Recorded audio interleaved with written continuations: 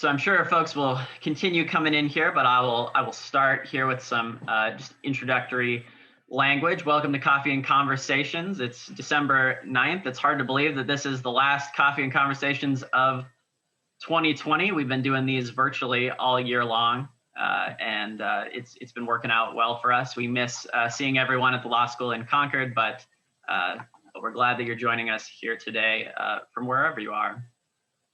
And so today we're going to be talking about the New Hampshire's Commission to Study School Funding. The format will be, I will be providing a brief overview of the Commission's work. Going to try to keep it around 20-25 minutes so that we have lots of time for Q&A. If you have any questions during the presentation, we'll be taking questions afterwards, but you can feel free to place them in the Q&A box at the bottom of your screen. Coffee and Conversations is a joint effort of the Carsey School of Public Policy at the University of New Hampshire, the New Hampshire Bureau of Education and Training, and the New Hampshire Municipal Managers Association. We're really grateful for our partnerships with those folks. And with that, let me see if I can pull up my slides here and we will get started.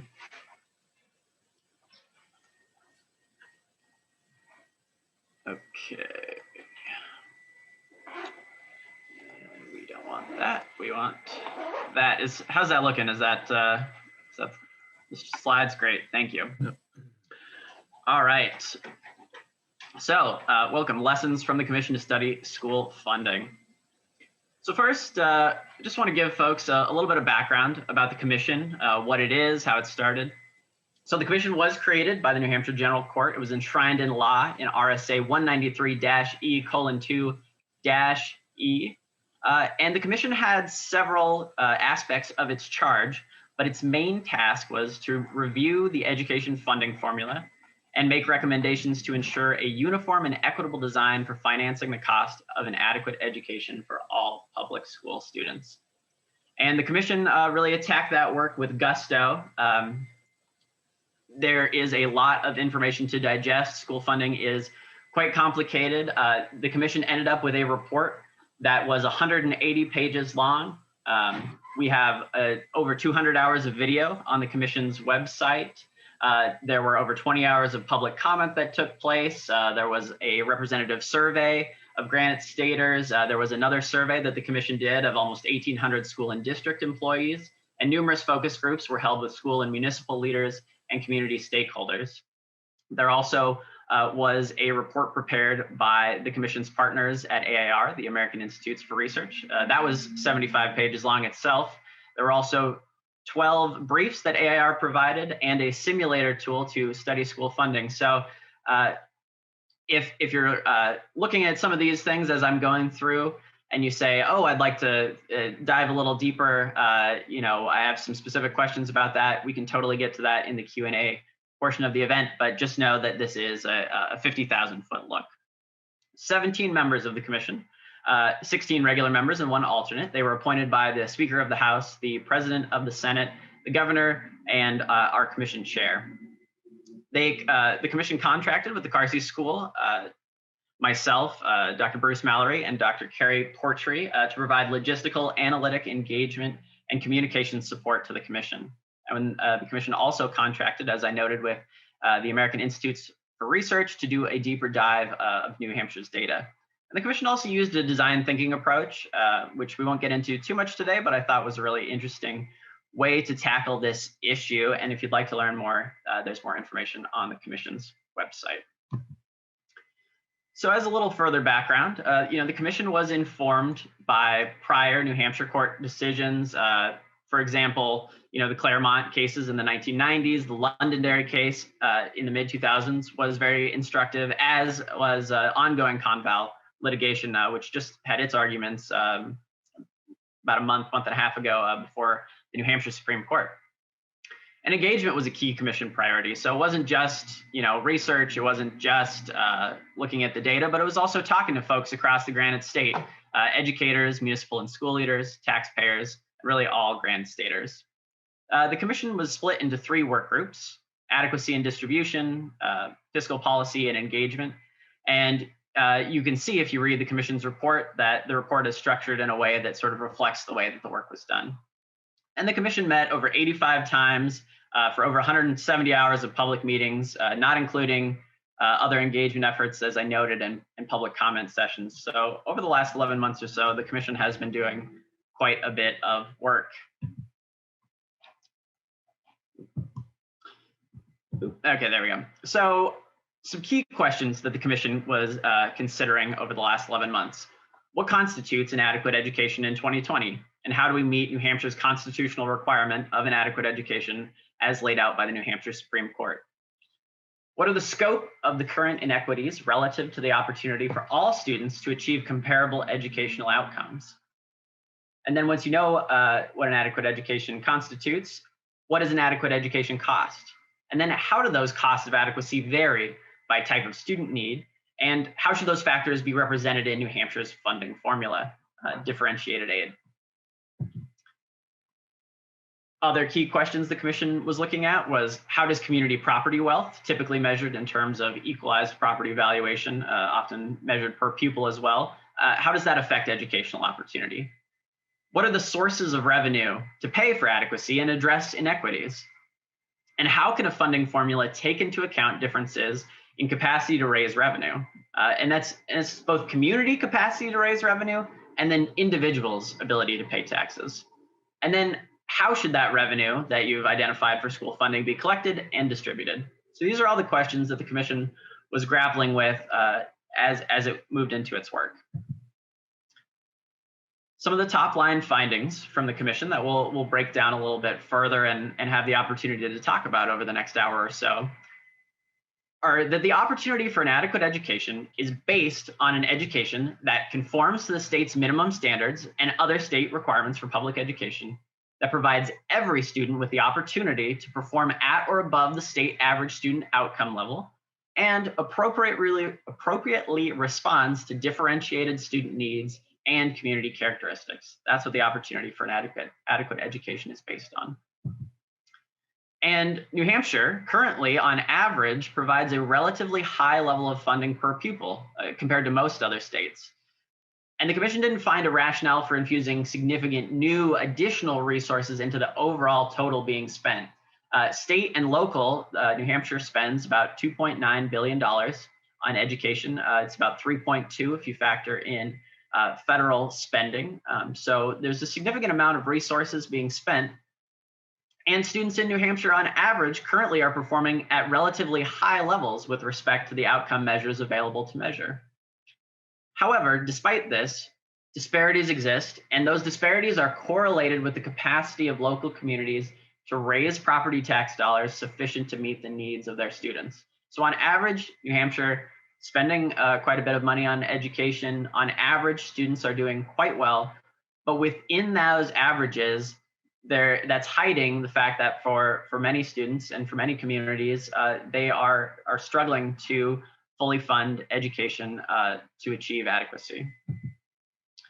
And New Hampshire's current system of funding, the commission also found, fails to direct aid to those more needy communities in a meaningful manner. And then the inequities from that manifest itself in more needy districts through lower student outcomes and higher property tax burdens.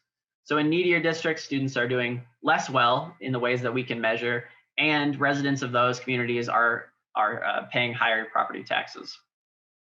And so the significant disparity between the full cost of educating a student and the state's contribution, because most things are funded locally and to a lower degree through state funds, that means that municipalities are currently obligated to raise substantial funds through local property taxes to pay for their students' education. These disparities are exacerbated by the differences in property wealth between communities and the relative abilities to raise the necessary funds.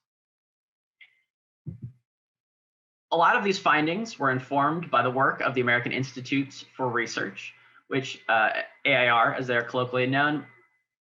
And they took a look at New Hampshire's data, one of the first looks in a very long time in a comprehensive way at New Hampshire's education data.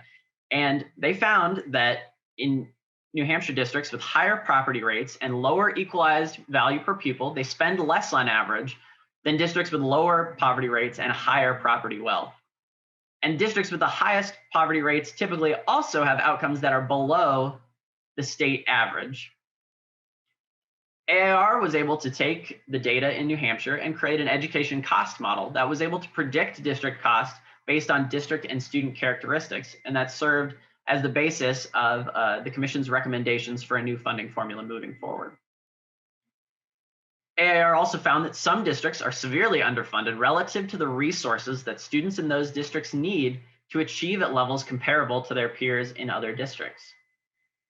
And the findings from AIR and the Commission's work overall make clear the need for a redesigned funding system that provides more resources to districts with greater student needs. And that really is one of the key takeaways that this Commission found over the past year. And I'm going to talk a little bit here about some charts that AIR put together that I think are very instructive. And so I'll spend a minute explaining these here for folks. So in New Hampshire, districts, as I said, with higher needs tend to have fewer education resources. And if you look here, you'll see the New England states and the relative progressivity and regressivity in terms of their education funding. Now you'll hear the words regressive and progressive thrown around in other contexts, but in the context of education funding, progressive means that that a state is spending more in districts that have higher needs. And a regressive system means you're spending more in districts with lower needs. And if you look at these charts, you can see on the y-axis, the relative spending levels of a state compared to their average. The orange lines are average. And then on the x-axis, you'll see the relative poverty. So if you look in the upper left-hand corner, you'll see New Hampshire, and you'll see that it's a steep downward to the right facing slope. And that means that as poverty increases in a community, relative spending decreases. That is a regressive system. Now you can contrast that with our neighbors to the south, both in reality and in the chart, Massachusetts here. And they have a progressive system. And that means that as relative poverty increases, relative spending also increases. They direct dollars to communities that have greater needs. And if you look across New England, you'll see that actually 4 of the 6 New England states have regressive systems. Only Vermont and Massachusetts have more progressive systems. But New Hampshire's system is the most regressive, and in fact, one of the most regressive systems in the country. And so you take that all together, you see New Hampshire is spending quite a bit of money, but the issue in many ways is the distribution of those dollars. More dollars are being spent in communities that have fewer needs.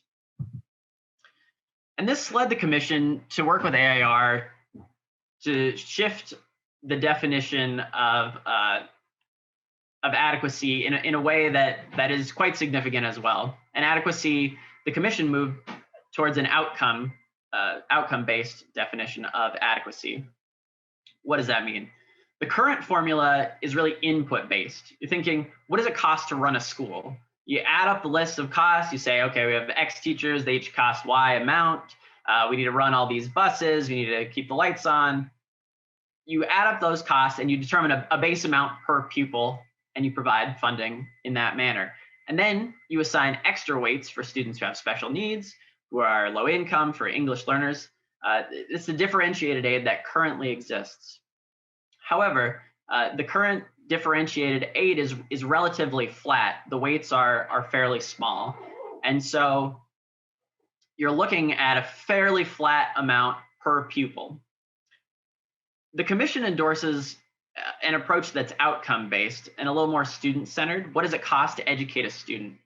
And the way that this was constructed, and if you're interested in more details, I highly recommend reading the AIR report. They go into depth on this in a really robust way. But they constructed a composite outcome score based on available data in New Hampshire, which is graduation rates, performance on state assessments, and attendance.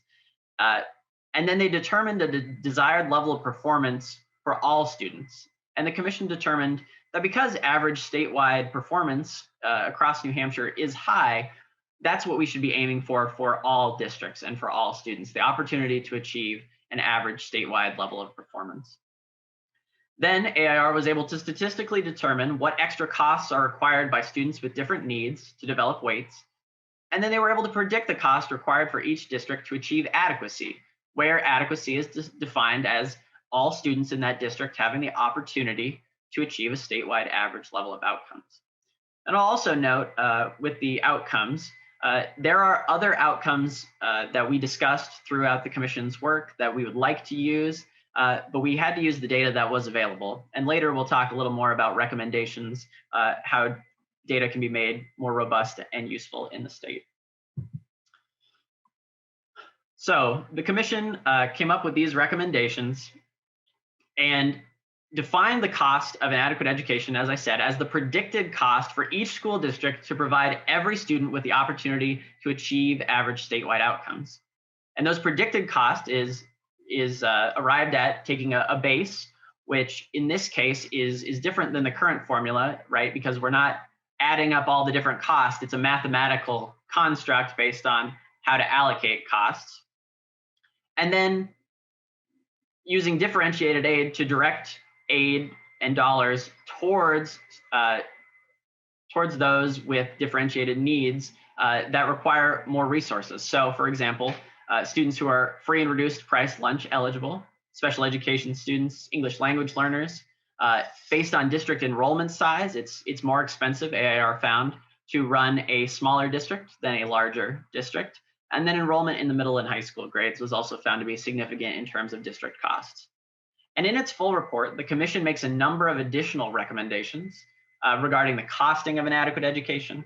And those are things like the need to expand access to career and technical education, the need to ensure that special education expenses are fully funded on a timely basis, the need to restore a predictable and meaningful capital projects funding cycle, and the need to expand access to quality early childhood education. And all of those items that I mentioned in a single clause all have their own briefs inside of the report. And so again, I highly recommend folks read those if they're interested in taking a deeper dive into any of those topics, and feel free to place any other questions into the Q&A box. So some of the other recommendations from the commission. The current public school funding system should be reformed to include increased state budget funds that are directed to communities that have greater student needs, which will result in greater taxpayer equity by reducing disproportionate burdens on poorer towns.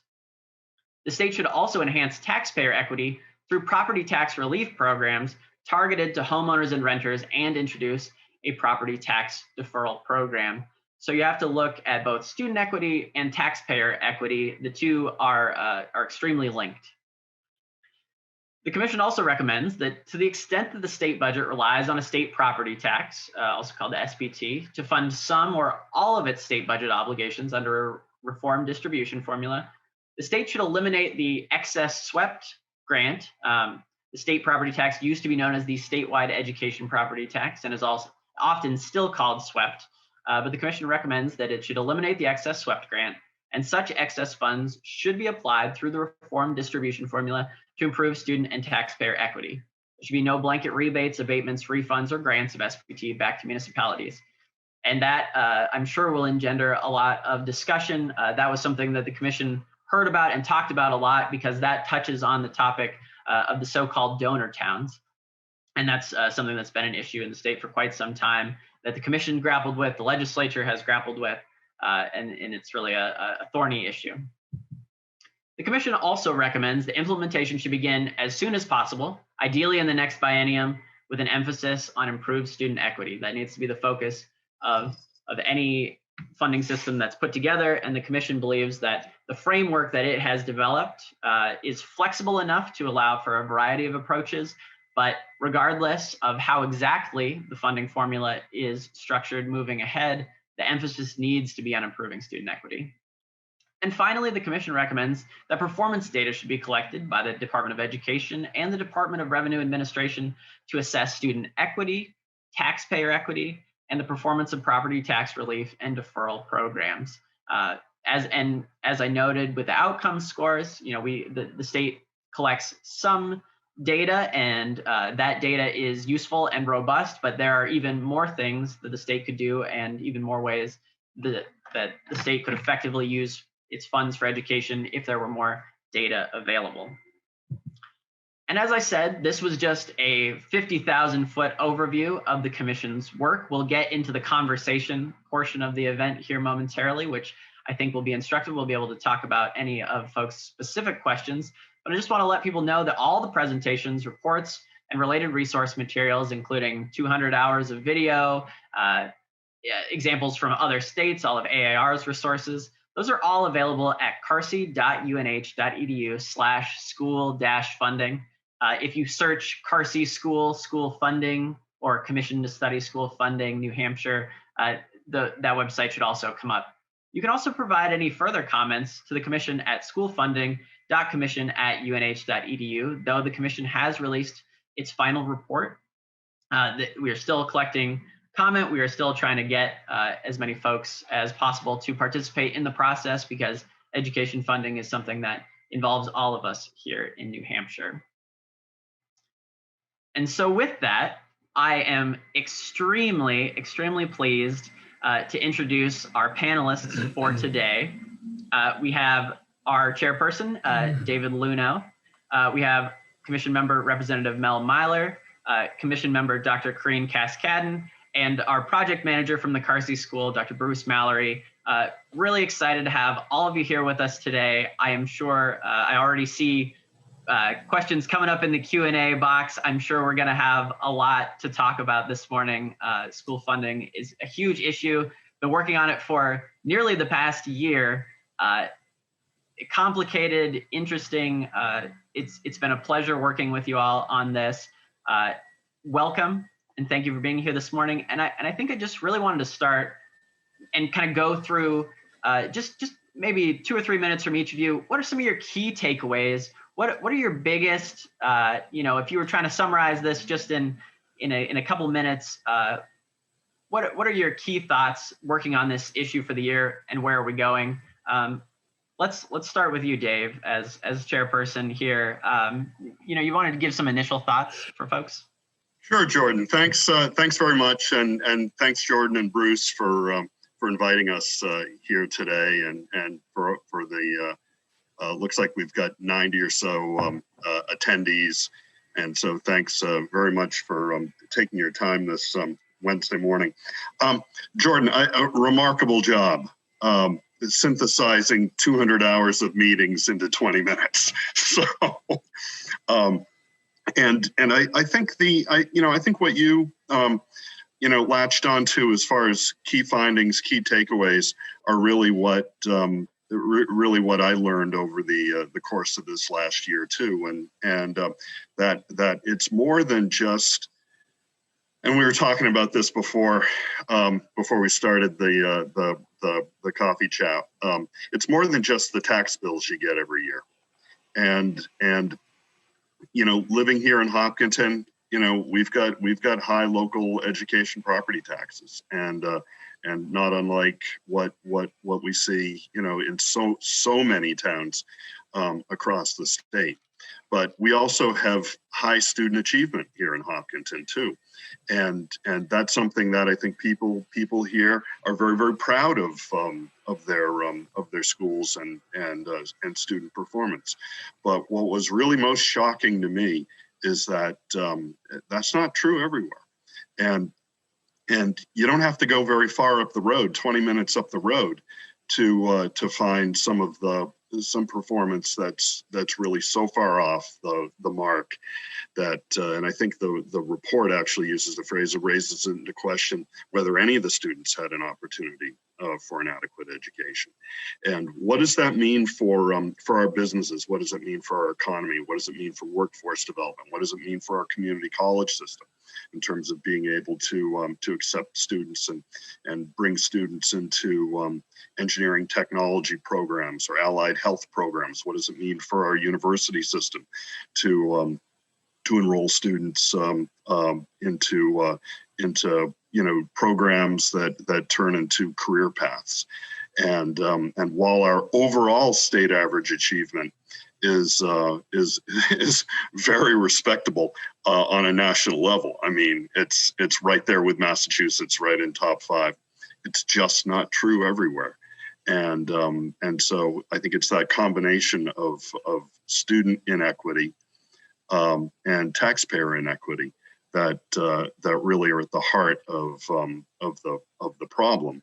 And solutions aren't simple, but I think we're all in this together, and we've got to find a way to solve this problem. The report does lay out a handful of different approaches to do it. So this is hey, it's on the table here. Let's work together to find something that solves the problem and can be implemented beginning with this biennium. Thanks, Dave. Sorry, that took more than 20 minutes. No, that's great. Mel, how about you? What are some of your key takeaways here? Well, I think one of the couple things. I introduced the House Bill 557 or 551 last session, and this called for an independent commission. And I want to underscore the importance of an independent commission rather than a legislative committee. The commission, an independent commission, provided all kinds of new voices to be at the table in looking at this. It wasn't just a matter of sitting there and listening to testimony, et cetera, but this engaged all kinds of community people in an independent look at this important topic. To me, one of the important things is that we need to begin to look in our state at our students rather than my students. We talk about workforce development across the state, and we can't just focus on workforce development out of the more wealthy communities in our state. We need to look at all of our communities if we're going to have a workforce that's going to meet the economic needs of this state. So as we begin to look at this, the commission basically looked at a student-centered approach to funding of schools, looking at how do we deal with all students and not just a certain segment of students. And that was a major takeaway, I think, from the commission, to look at this student-centered approach to funding, where you look at the human dynamic of schools rather than things of schools. The input that, the chart that Jordan put up there talked about inputs, average teacher hours, average principal salaries, how much for technology. Those were things that we currently do it, and everybody gets the same amount of money for every student. In this approach, we're looking at what are the outcome base? What are the student test scores? What are the graduation rates? What's the attendance rates? And you focus on students rather than things. And the amount of state funding that then goes into these districts will vary dependent upon what the outcomes are of that. The other thing that I think that's very important here as we look at this is taxpayer equity. They go right hand in hand with student focus. We discovered that it's been about 20 years since the Department of Revenue Administration has looked at the issue of tax deferral, tax relief, et cetera. And even they say it is antiquated. So one of the recommendations that's concomitant with the issue of student-centered is the issue of taxpayer relief. And we have recommended several forms of how that can be done. And those recommendations will be coming before the legislature this year. Thank you. Thanks, Mel. And I think that's really important what you said about, not just having legislators, but, really trying to engage folks all across the Granite State, including many members of the commission, including Dr. Corinne Cascadden here. Corinne, from your perspective, as a superintendent, as someone who's not in the legislature, but has been extremely involved in these issues, what are some of your key takeaways from the commission's work? Oh, I think you're muted. I was enjoying the conversation. Good morning, everyone. Thanks for having us, Jordan. Definitely, this has been a fight for me since the early, 2014 era when stabilization funds were beginning to be cut, and developing school budgets and continuing to close buildings, cut staff. I was very thrilled to be able to see that there was notice that there needed to be a study of school funding because it was so antiquated, and it really was not fair. But in terms of the commission's work, the results are not based on what everybody brought to the table in terms of their experiences or their opinions. It really, going through Carsey's team, we were able to all start at the same place and build background knowledge that had all of the same facts and data. So it kind of cleared that slate for what I think or what you think. Here are the facts. This is what we know. This is what we learned. Now let's take this information and try to move it forward. Key takeaways was no surprise to me. I mean, the property taxes that I pay in the North Country, you know, to be able to get minimal standards approved in schools does not meet the same standard as in other communities across the state who are property rich. And so having property tax relief is really something that we heard loud and clear in the public engagement because of the amounts in some towns that, you know, the local property tax has to continually be raised to meet the education requirements. And you still can't increase the services you provide to kids. The other key takeaway, all kids deserve the same opportunities. We want all our kids to be able to have the same opportunities in terms of joining the workforce in New Hampshire and contributing in the vibrancy of the economic, you know, base for the state. I think the AIR research definitely guides the rationale for the predicted cost model of the education cost model. That is a huge piece that I hope legislators will trust and move to try to implement, because it really is a guidance to distributing funds among schools to be able to service the neediest communities or students, regardless of the capacity of property wealth within a community. And that was a key point. You know, I had an aha moment, and it actually was that graph that was Jordan showed today with the bar, you know, and I keep thinking of Bill Ardinger with his arms because I'm a visual learner, and all I think of, oh my God, that left side was way down, but the right side, you know, in some states were what, you know, was going up. So it really was New Hampshire providing less money for those districts that had greater needs. For me, working in the trenches in 45 years, there's no surprise the student outcomes are less when you have students of greater needs. So the data just validates that. My hope is that the people who need to move this forward to implement it trust the results and the findings, because they are true, they're unbiased, and they're factual based on New Hampshire data. So that's my 2 cents.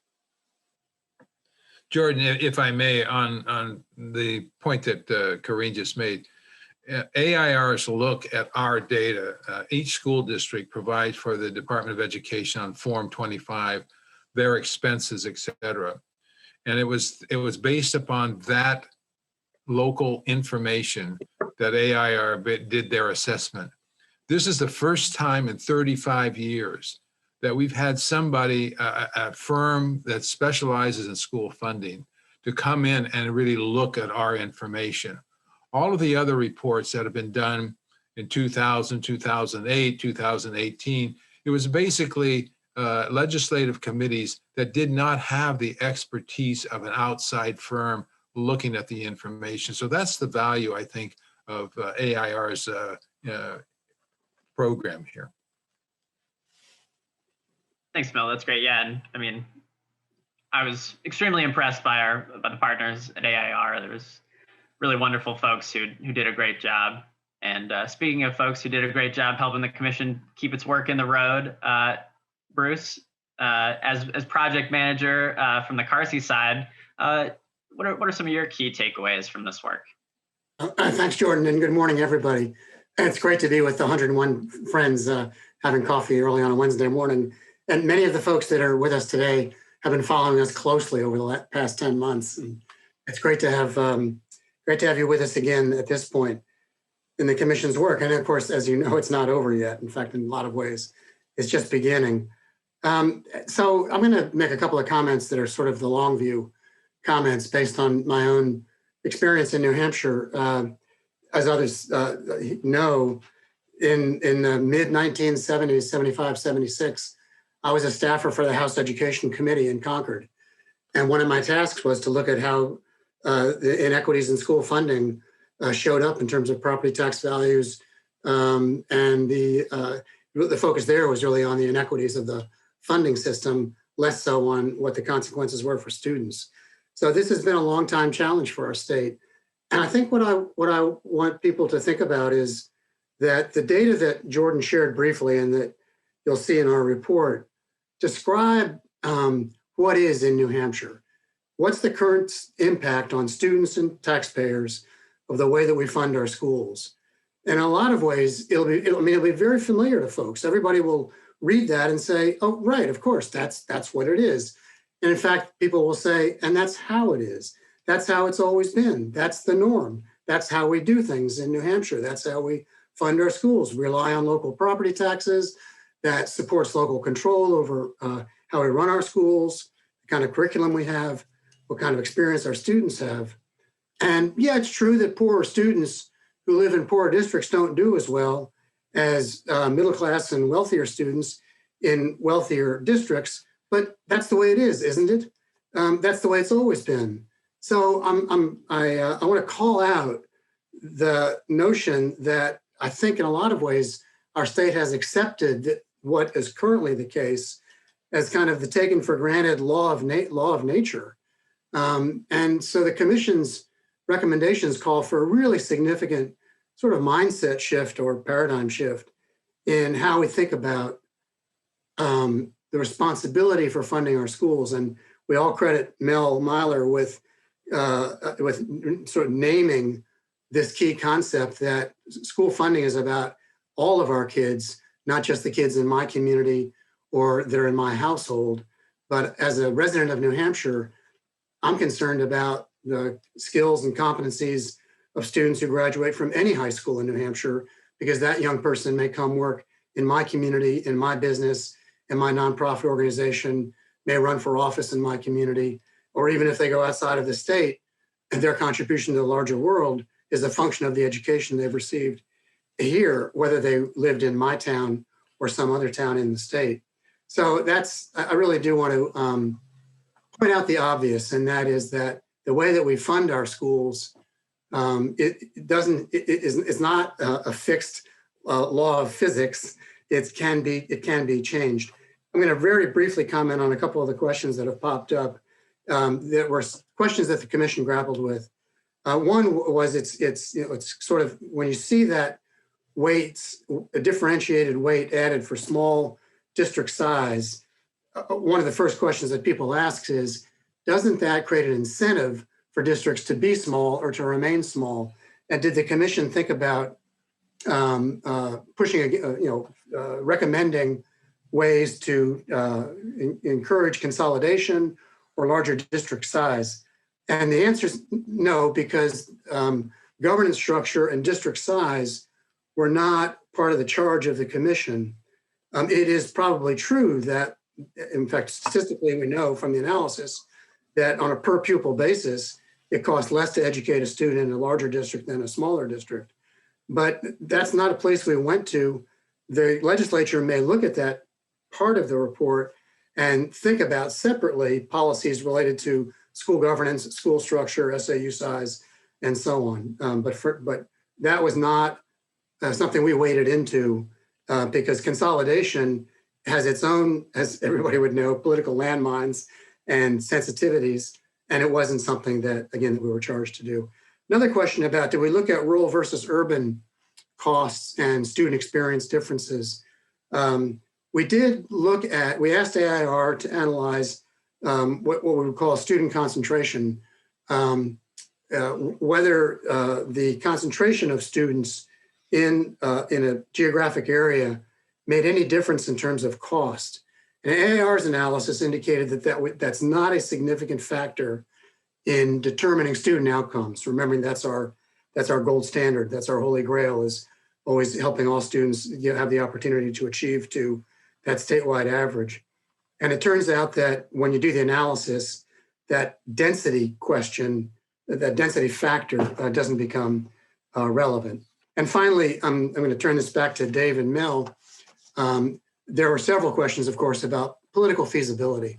What do you foresee going into the new legislature, given the nature of the legislature and, of course, the nature of the state budget that's been affected so severely by the COVID crisis? So I'll pass it back to Dave.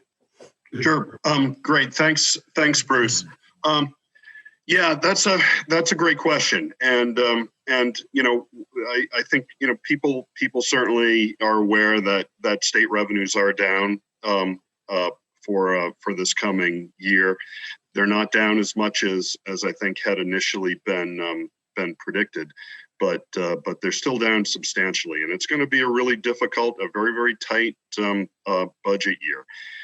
I'd really break it down into two things, and I think Corinne will probably you know, relate to this from her work as a superintendent, but I think anybody that's ever been on a school board would also know. But superintendents and school boards right now are preparing their budgets for FY22, and they can't wait until a budget is signed in June in order to find out what sort of state aid they're going to be receiving from Concord. So it's really important right now, more important than ever, that the legislature address this issue pronto in January when the session starts with fast track legislation that can come in and in my view, at least reinforce what districts received this current year, FY21, so that they can, you know, hold their budgets together. You know, this is really an emergency type situation. So that's the first thing. So the second year in the biennium, I think would be a time to begin looking at implementing some of the recommendations that come out of the report. Actually, some of those recommendations be able to be implemented, I think, in the first year of the biennium too, insofar as property tax relief programs, things like that. But it's going to require, as Mel has laid out, really recognizing the importance that yeah, you know, the only thing more important than educating my kids is educating my neighbor's kids, you know, in the town up the road, and having that sort of sense of responsibility that we're all in this together. And you know, another point that keeps coming up too is where's the money going to come from? Well, we shouldn't lose sight of the fact that we're already paying for it anyway, and so the money's there. It's painful, but we need to figure out a way to make that more equitable. And the report does offer a handful of different examples of how that could be done. And then I guess finally, I think there's certainly have been a lot of discussions where we hear the commissioner talks about it, the expansion of charter schools and alternative educational settings. And while I think, you know, that will certainly cost the state money, it really doesn't address the student equity issue and the taxpayer equity issue that the School Funding Commission has done. So you know, it's important for people to realize that while that may be a solution to some problem, it's not a solution to the problems that we discovered. This is not a partisan issue. When Dave and I go knocking on our doors of our neighbors here, one of the first questions they ask is, how can I deal with my property tax relief? And this is not a Democrat or Republican issue. This is a common issue that we are all facing. What we're basically looking for here is a fair distribution of state monies to needy communities.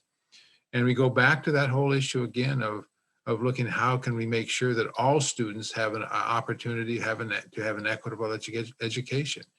The other concern that we discovered too is that people don't understand how this whole school funding thing works. And that was one of the reasons why we began to talk about, if people understand the difference between the input approach versus the outcome approach, it becomes pretty clear that people want to focus on the student-centered nature of this school funding and not just based upon things. And so I think as we begin to look at the legislatures or we're looking at, the first thing we have to do is to make sure that the legislators understand how school funding works, so that as we get into this, we begin to realize that we are elected not only from a district that we have to represent, but we are elected as state representatives to look at the whole state and to make sure that the whole state, in fact, is being able to produce students that can meet the economic needs of our state. And I think that because of that whole nature of what our responsibilities are, I think there will be a robust conversation within the legislature. That's my goal, is that how do you have a dialogue that's informed? Now, I may not agree with what somebody may ultimately come up with, but at least we have created a platform, a standard, a foundation upon which this conversation can take place. And I also would just underscore the importance of the website. The website is very robust. If you've got any question about school funding, that website has it. You want to know what happened in Claremont 1? It's on the website. If you want to know how the simulator works, it's on the website. So I would encourage people who want to get more in depth on this to go to that website and just see how robust it actually is. I'm hopeful for the legislature, frankly, and I think the governor is going to look at this. I'm sure he's concerned about this. We're not talking about raising taxes. There's no income tax here. There's no sales tax here. We're just talking about taking what we currently have and how we can have a fair distribution of this to meet the needs of the students, of all students in the state. Thanks, Mel.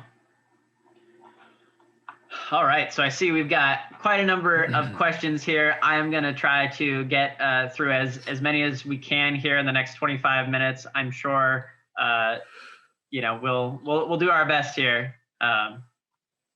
So one of the first questions was about special education and our recommendations, the Commission's recommendations around education being fully funded. And so the question is, will differentiated aid for special education be increased? Will special education aid be fully funded? And will that eliminate the need to prorate the reimbursement amount? I don't, Bruce or Dave. Yeah, I can start with that. So special education is looked at in two parts in the report as it is today. The first piece is the how special education can be used to predict the total cost of education in a district, and I think what we certainly learned over the course of the year is that as a predictor, it's much more significant predictor than is done in the current differentiated aid formula. So that being one thing. The second piece is special education aid as a categorical grant. And currently the state appropriates approximately $30 million to help support district costs in cases where special education costs go, way beyond the state average costs. I think it's like factor of 2.5 and a factor of or factor of 3.5 and a factor of 10. And so that program would also continue and be fully funded. so that it's not prorated. Can I add to that as well? One of the recommendations also was to establish a task force, because when students with disabilities go to juvenile court and the courts place them in a private placement, it imposes a fiscal responsibility on the local school district, which you really cannot plan on. So there needs to be more conversation about that cost.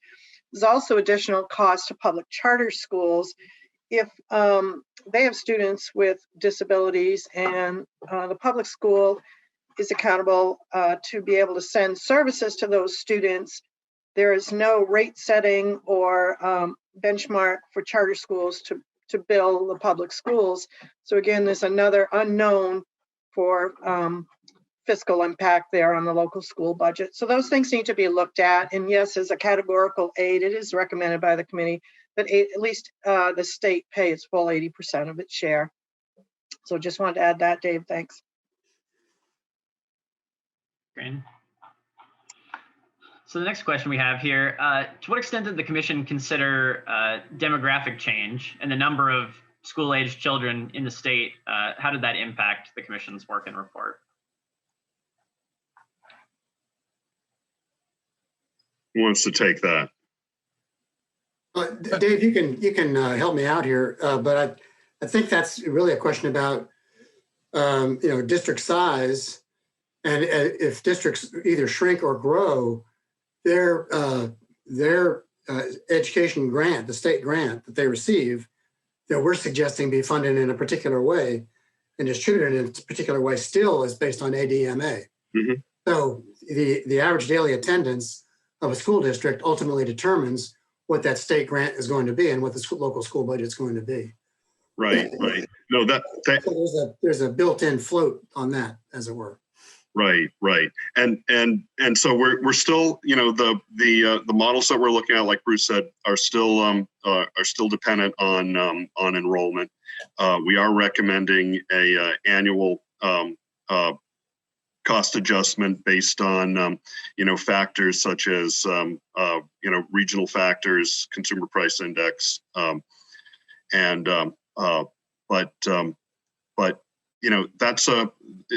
that's an important question. I think it also goes to what Bruce was talking about earlier too. School governance policies were really sort of outside of the scope of this commission. But should schools want to consolidate to try to provide additional cost efficiencies, that's something that I think would have to be looked at,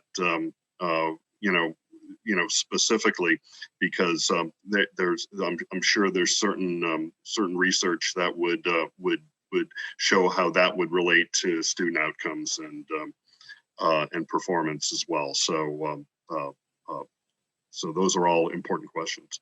And let me piggyback on that and just give a huge shout out, because Corinne's here with us, to what Berlin and Gorham have been doing for the last really almost 4 years now.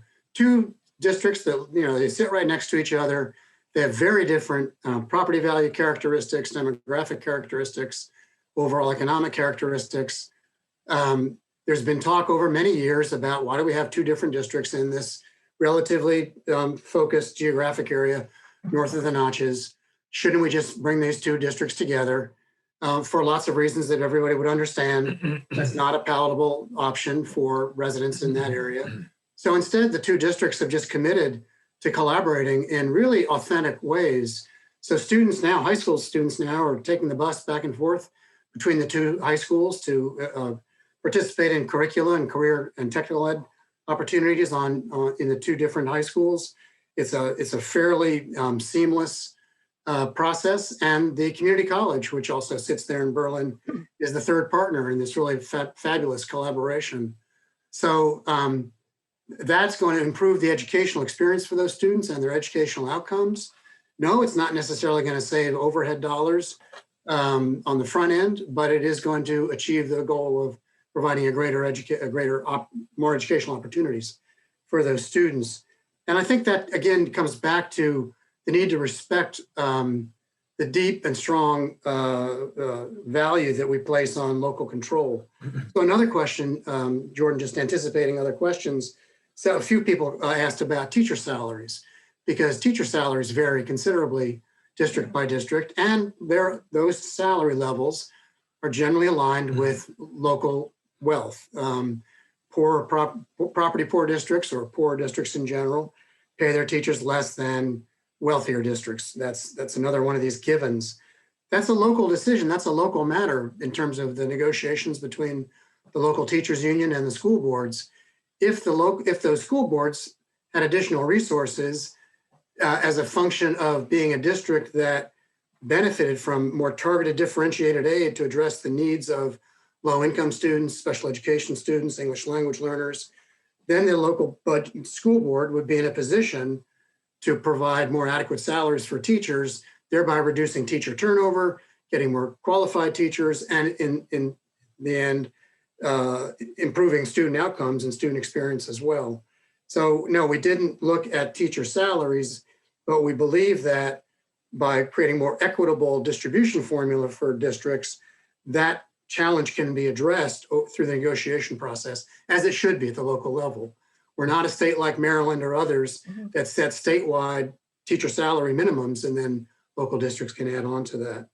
And so I think another question that came up that I'll just anticipate here, back to the political process that we're entering into. A couple of folks noted that there was a dissent within the commission membership about the final outcome, the final recommendations, and folks were kind of curious about that. I just want to point out that in the commission report, in the appendix, in the first appendix, Appendix A, each commission member was given the opportunity to write a statement about their views about the overall recommendations coming out of the commission. And many of the commission members chose to do that, including Corinne and others. And so I would urge folks to, if they're curious about where individual commission members stood on the recommendations, read those individual statements. They'll give you a lot of insight into the kind of conversation and thinking that went on within the commission. Let me respond to a point that Bruce made around quality of teaching. We did discover, we had a series of community engagements where we engaged folks across the state. And we also had a survey that was conducted by the Granite State survey out of UNH. And one of the items that was in there talked about what individuals thought was the most important part of providing a quality education. And overwhelmingly, the issue was the quality of the teachers that are there.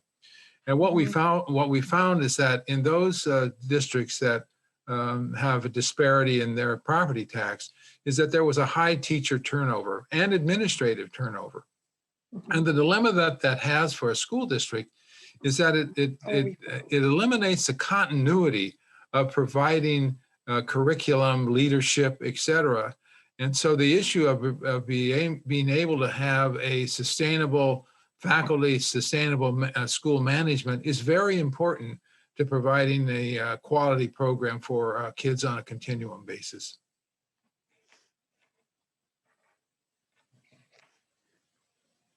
Excellent, thank you. And thanks, Bruce, for anticipating some of these questions. As folks will see as I'm putting in the answer here, we've got quite a few, and many of them are of similar topics, but we'll keep working through here. Another question we had here is, so talking about comparing New Hampshire and other states, thinking about, so New Hampshire on average spends more per pupil than many other states, although it's comparable with New England. And the question we have here is, did that national comparison factor in states that invest in pre-K? And do we have sufficient school funding overall to include pre-K in New Hampshire's school funding formula when looking at how much other states invest in education? And so in terms of the data comparability, that's like on an average per pupil basis across all grades. And so what the Census Bureau does in the data that we list in the report describing different state levels of spending on education is they have a method of basically taking what is apples to oranges in many cases in terms of all states funding education a little bit differently and turning it into an apples to apples comparison. But that's average spending across all grades. But the question that I would kick over to our panelists is,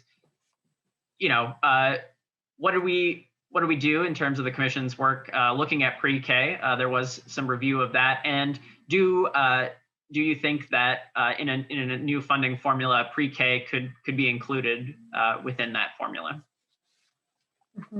Sure, I'll start, but I want to bring Bruce into to this, because this was a very complicated element that was actually requested by Senator Feltus as this bill was going through the budget process, and it's really important that we take a look at it and understand it. The funding for pre-K programs in the states doesn't just come from local school districts and the Department of Education. I think the Department of Health and Human Services is also involved in it. And then, of course, there's a variety, and I think by and large, private pay tuition pre-K programs across the state. So it's a very complicated landscape, and actually very early on in the commission's work, when Bruce and I were, I think, talking with the Department of Ed down in Maryland, who just recently, after 20 years of working on this, have begun to implement state pre-K programs. The amount of the complexity in it, I don't think it can't take 20 years, because we recognize how important early childhood education is to student success. And our late colleague Mary Stuart Guile, who I think is in everybody's hearts, really dedicated her career to this. But Bruce, I'd turn it over to you on this, please. Yeah, thanks, Dave. Kindergarten funding was the other task that I had in 1975-76, working for the House Education Committee. And in fact, it took more than 20 years after that to finally get even incentive funding for kindergartens in our state, much less mandatory. So that's been a challenge for New Hampshire over the years. As Dave says, it's complicated, because right now, pre-K, preschool kids, 3 and 4 year olds, let's use that as an example, to the extent that they go to some kind of out-of-home care or educational experience, most of those kids are out in the private, either nonprofit or profit system, kind of out there in the market, to the extent that their families can afford either daycare or early education. And for some families, depending on income, the costs of sending their kids to those programs can be subsidized through the Child Care Scholarship Program or other public subsidies and public funds, again, depending on family income. At the same time, our public schools are serving 3 and 4 year olds who have identified special needs, that is, they're eligible under IDEA. Many of our districts that provide those classrooms also include kids without disabilities, so-called typical peers, as part of a mainstreamed or integrated early childhood experience. And in some cases, the school districts provide that service free to those families of typically developing kids. And in some cases, those families pay a nominal tuition to have their kids participate in those programs.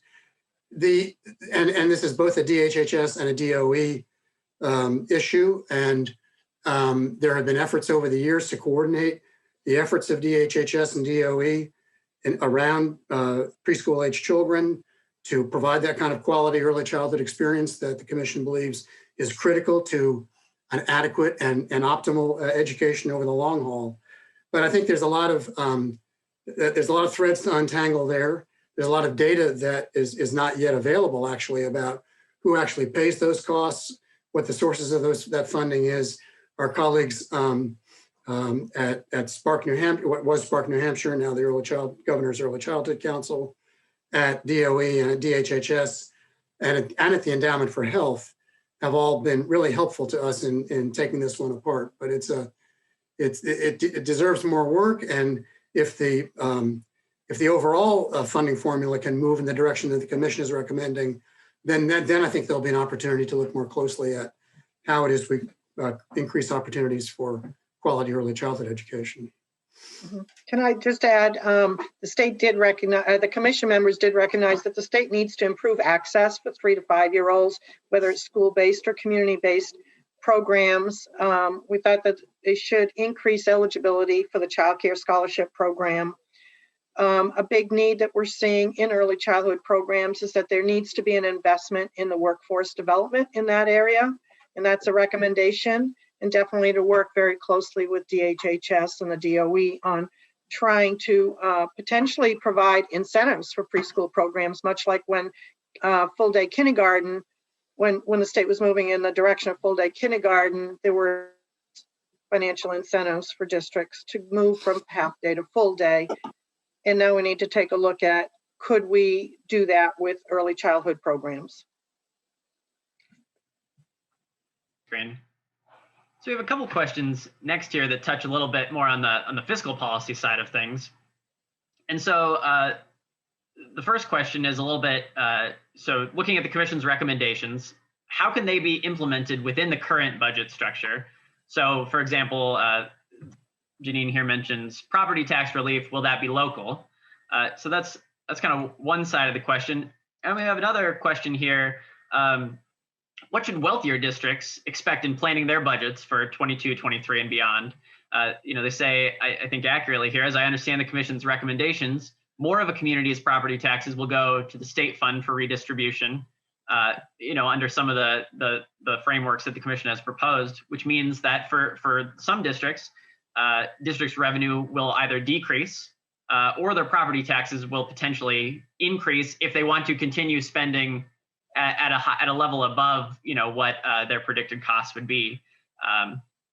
And so what should wealthier districts? So I guess the two pieces of that kind of question are, how does the fiscal policy side of this and property tax relief fit into the current budget structure? And then for some wealthy districts who are going to see perhaps revenues decline to some degree, or at least the possibility of that could exist, what should they be expecting in terms of planning ahead? Yeah, so I'll take a first crack at that. I think as far as property tax relief programs, I think it's important that be done at the state level, and there is a program that I think is enabled for municipalities to do, but basically municipalities can't afford to do it on their own. So this is something that has to be budgeted at the state level. It needs to be budgeted in a meaningful, significant way that really does help to address the property tax challenges that low and moderate income, and I would even put a stress on moderate income people are feeling now, and so that needs to be budgeted from the state. Eligibility requirements need to be significantly updated because so few people are even eligible now that basically the program just really doesn't even provide much meaningful support. And I think the budget for it reflects that. The eligibility requirements reflect that right now. So we do have we are working on legislation to put forward this first year of the biennium to improve that. And then as far as districts and property taxes go, I can certainly speak from my the perspective of my own district, here in Hopkinton and in Concord, and property tax rates going up, and it's not unheard of for property taxes to go up by $1 or more every year, and Corinne's probably smiling that while up in Berlin, not only were they seeing property taxes go up at a significant, alarming rate like that, but the part of the state grant to Berlin was declining so precipitously since 2014. We finally put a stop to the bleeding back in 2020.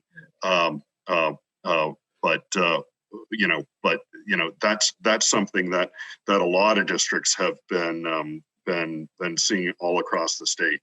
But I think, you know, in connection with how we go about looking at property taxes and how we go about providing directed property tax relief, specifically to individual property taxpayers based on their income and home values, that we can address the concerns that we heard during the commission meetings. Thanks, Dave. Yeah, and I think, you know, just it's instructive, you know, thinking a lot about property tax being paid, and then the commission recognized this by property taxpayers. You know, it's not communities that are paying these taxes, it's individual people and individual families, and you know, relief needs to be targeted at them. And yeah, that was definitely a key takeaway. Well, we just have a couple minutes left here till 9:30, and we have a ton of questions still left in the queue. So I just will take the last moments here, and just I want to thank all of you for joining us here today at Coffee and Conversations and being part of this, and thank you for your work over the last year, and that's gonna, in many years, and that will continue. And I want to thank everyone who's here today, participating, who's asking questions, who's asked questions. You know, this school funding process, I'll say for me personally, it's been a really challenging, complex, difficult topic, but it's also been a really, to my mind, a beautiful expression of democracy and people coming together to say we the people and try to figure out the best policy solutions to one of the biggest challenges facing our state. And I know that folks from all across the political spectrum, from every corner of the state, are going to keep working together to try to get this thing done and move the ball forward on education funding. So I really appreciate all of you being here with us today. I think it's really important. So thank you so much. And also just want to say next month, January, our Coffee and Conversations will be on the 13th, and we will have Dr. Nadine Petty from here at UNH. She is the Vice President for Diversity and Equity, and she'll be talking about what it means to run an anti-racist public institution. And she's really great, and so we're excited to have that conversation with her. Please visit carsey.unh.edu/coffee to learn more and to find a recording of this event. I think Nick's also put some things in chat there. You can find the commission's report online as well. Thank you, everyone, so much. Hope you have a wonderful rest of your week and a very happy holidays. Thanks, Jordan. Happy and healthy holidays, everybody. Thanks, everybody. Bye.